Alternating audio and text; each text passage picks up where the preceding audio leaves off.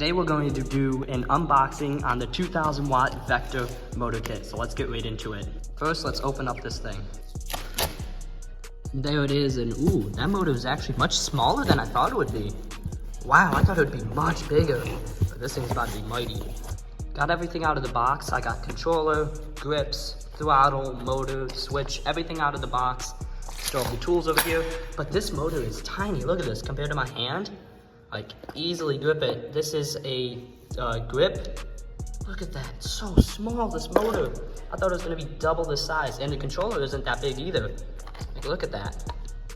So now that I got everything out of the box, I got this.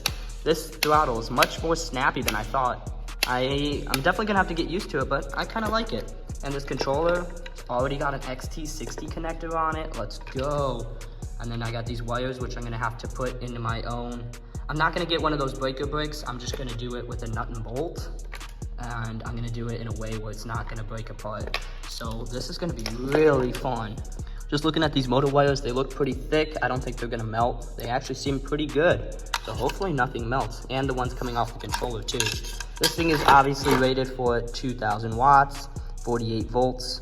Rated for a current of 34 amps, but I'm pretty sure it'll do 42 amps peak, which is around almost 2500 watts it will do peak, but it does 2000 continuous.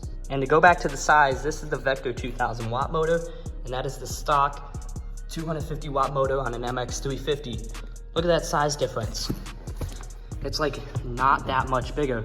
It's definitely longer, don't get me wrong. It's, I'd say it's about 1.5 times longer. Same diameter to both the MY20. So this thing's not that big compared to a 12-inch wheel. Not that big. This thing is going to rip because this motor is not that heavy either. You could definitely find the exact weight of it, but I would say it's around 10, 15 pounds. Not too heavy. Controller is like a pound. This thing's super light.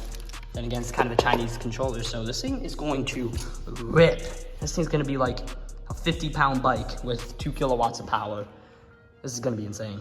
So stay tuned for the 2000 watt kit in the first gen MX350. I'm gonna probably be putting 650 forks on it, rear suspension upgrade, and then I'm probably gonna put a lift kit and suspension upgrade in the 650 forks if I can get them on this.